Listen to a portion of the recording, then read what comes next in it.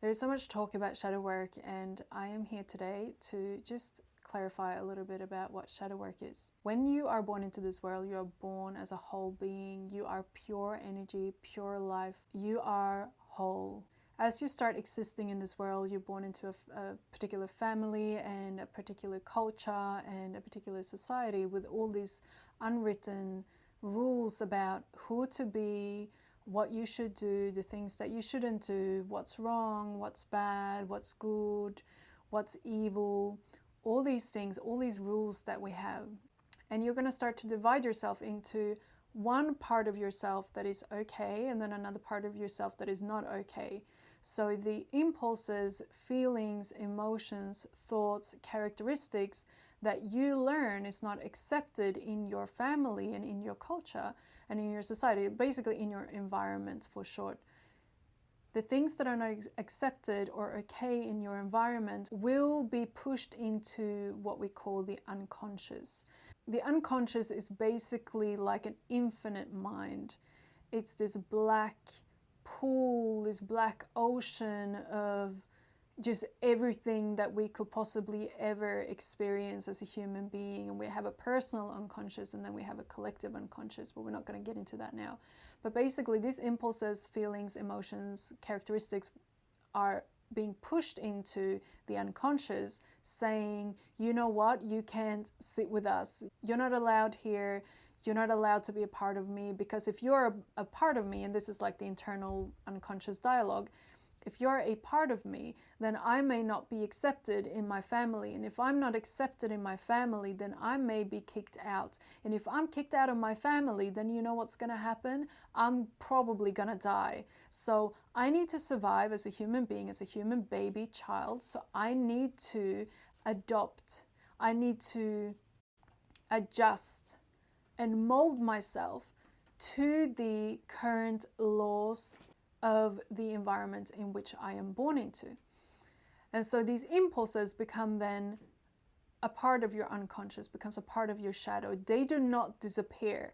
They do not go anywhere. They are like locked into the basement. They're like little monsters locked into the basement of your psyche. And when you get to a certain age or level of awareness, then you're going to start to, and often this is a part of the spiritual awakening, like we awaken to the light, but then, you know what's going to happen? As you awaken to the light, as you open up in love, as you start to open your heart wider and wider, you know who's going to come knocking on the door saying, hey, you know, I didn't get you love when you were like 2.5 because of that thing that your parents said, but you know what? I'm back now because I can tell that you're opening your heart to love, and you know what? I want some of that. Please accept me. Please invite me. Please let me sit with you. And if you have a very strong inner critic or a very strong internal fatherly judgmental voice saying you shall not pass, or like if I am this thing, then I am bad and I do not want to be bad, and so you need to stay in the basement, because if I acknowledge you, then that must mean that I am you, and if I am you, then shit will go down because I will no longer know who I am, and that's really scary. So you come to a point where either you can keep pushing these aspects of yourself away and you can continue your life that way, but that also means that you are going to feel like something is always missing, because you're not whole without these other aspects of yourself. So if you have opened your heart enough, and if you have invited enough love into your being, then you might find a place within yourself of compassion to say, hey, okay, you know what? I want to start to understand these parts of myself. I want to stop judging myself, and I want to experience wholeness. I have so much love in my heart right now that I actually am not afraid, or I'm not as afraid of opening the door to my basement and witness myself as a full being, witness myself in both my dark and my light, witness myself as wholeness, instead of just wearing this mask of positivity, wearing this mask of light, wearing this mask that I've got all my shit together, wearing this mask of the persona, of the ego. And instead, you walk down those stairs, you open the basement, and you don't have to let all monsters out at the same time. You can start with one. You can start with the smallest one. And if you don't even want to look at it, you can just like open the door quickly and then you can shut it again. The importance is that you just take those steps, because it is not self-love to avoid parts of yourself. It is not self-love to only focus on the things that are good with you. It is not self-love to lock parts of yourself into the basement.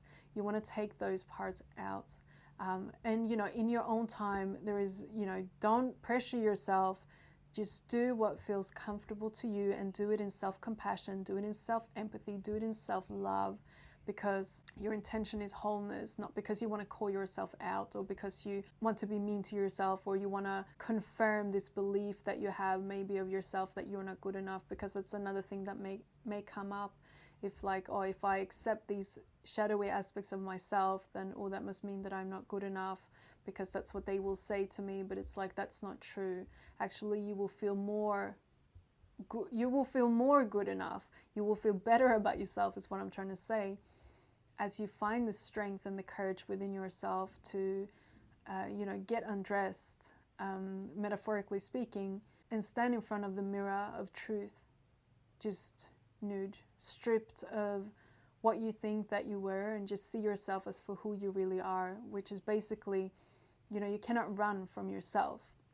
You cannot run from the truth of who you are. You got to face that eventually. Shadow work is not easy, and it's not supposed to be easy. It's supposed to be a little bit tricky. It's supposed to be triggering. Otherwise, you're not really doing shadow work, because if you already were okay with these parts being a part of you, then they would already be a part of you. So shadow work is a little bit sweaty sometimes and a little bit uncomfortable, but that's exactly the way that it needs to be. I do encourage everyone to do shadow work, mainly because as a global community, if we are not doing shadow work, then we are often projecting our shadow onto other people, and we make them carry the weight. We make them carry our own darkness. And by allowing other people, or letting other people carry our darkness or carry our shadow, then we are, number one, not being very loving towards them, but we're also disempowering ourselves, because in the depth of that darkness, in the depth of our shadow, is immense power and this very dynamic sort of life force that we have divorced ourselves from. And by divorcing ourselves from this power, we're actually victimizing ourselves very often, and we are giving away our power to someone else rather than owning it as our own. So if you do want to do shadow work, you can come and hang out with me on my social media channels, where I share more about shadow work and how to do it. My Instagram is Nathalie Sage, and my YouTube is Nathalie Sage as well. If you want to do shadow work with a professional, then I am here for private sessions as well. Sometimes it's a lot easier to do shadow work actually with someone that you trust. It's got to be someone that you trust though, someone that you feel a connection with. Don't just do it with anyone. So if you don't feel that connection with me, then go and find someone else that you trust. So you want to pick someone that you believe can hold you in the space as you travel deeper into the darkness, into your own shadow. If this is something that you're interested in, you're more than welcome to contact me as well. All sessions are done on Zoom, since we are in these very interesting times of the pandemic.